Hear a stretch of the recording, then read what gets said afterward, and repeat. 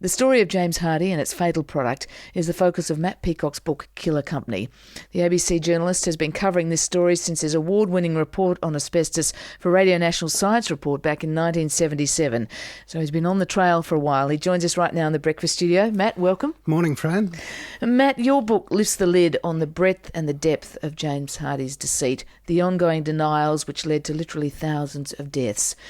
Can we pinpoint, or have you been able to pinpoint, when did James Hardie know that asbestos killed? Well, put it this way, Fran. I mean, they first got sued back in 1939 for asbestosis. So certainly they were on notice at that point, and they had a string of company inspections by the health authorities around the country because in Britain there'd been regulations passed controlling the use of asbestos. So it goes back until the 1930s. The cancer link was developed somewhere around about the 1940s. The Germans knew about it, 1950s. They were certainly placed on notice. And the mesothelioma, which is the particularly deadly cancer that was specifically identified as associated with asbestos, they knew about from the late 1950s, early 1960s. Just reading through your book, there seems to have been a flurry of concern within James Hardie around the 60s because overseas information was coming out about the impact. Yeah, absolutely. And by then, people were starting to drop. It was really clear from the legacy of Wittenoom, which supplied a lot of Hardie's blue asbestos, or all of Hardie's blue asbestos, that you didn't need very much exposure at all. And, you know, housewives who were washing their husbands' overalls, people who just lived next door to the factories were contracting mesothelioma. And it was something that the James Hardie doctor pointed out. He said, look, people next door to the factory could be at risk. So James Hardie knew, but those people didn't know. This is the great shame here. I mean, what did James Hardie do about it? Well, they were making a lot of money. That's what they did about it. They kept making money. I mean, to argue that they took action the minute they knew is just ludicrous. As late as 1983, 1984, James Hardie was making representations to our premier health authority, the National Health and Medical Research Council, to say, don't ban brown asbestos. We need it for our pipes. If you ban it, we'll have to shut down our factories.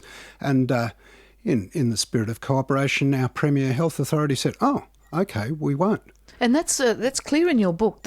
Many of the health authorities for many years played ball with James Hardie. Hardie used to fly. You wouldn't have got away with this in nowadays where we have the internet and we all know what's going on around the world. Well, one hopes. But you've got to remember, I mean, Hardie saw everybody coming. They knew about this stuff a long time before anybody else. So the unions, the health authorities, all of those people relied on Hardie to give them their information. I mean, Hardie wasn't a matter of complying with regulations. Hardie wrote the regulations. And talk about Hardie, the company's called James Hardie. It may as well have been called John Reed. Yeah, it's a lie, the name, like most of the things this company's ever done. Who's John Reed?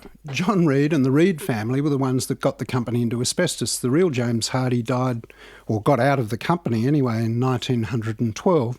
The company got into asbestos in 1916. And there's another Sir James Hardie, of course, the sailor and revered Australian whose son, gets extremely upset. He's got a medical condition whenever these stories hit the deck. And I ran into him at a drinks one time and I said, you must hate John Reed. And he spun around. We had a good conversation because the Reed family made their family fortune out of asbestos.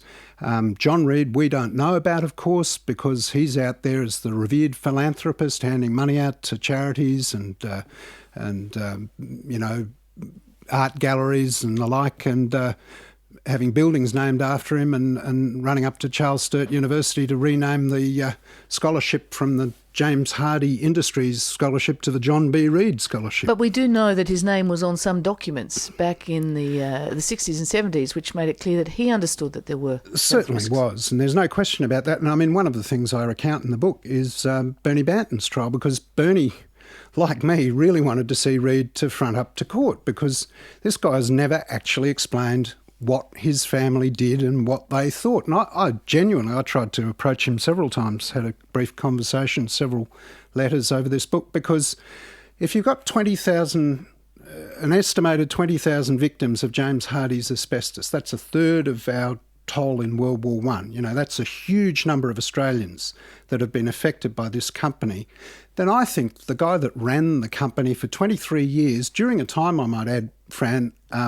because mesothelioma has a latent period of 40 years, the massive numbers of cancers that we're seeing now are as a result of exposures during his time, then I think he's got a duty to answer to those people.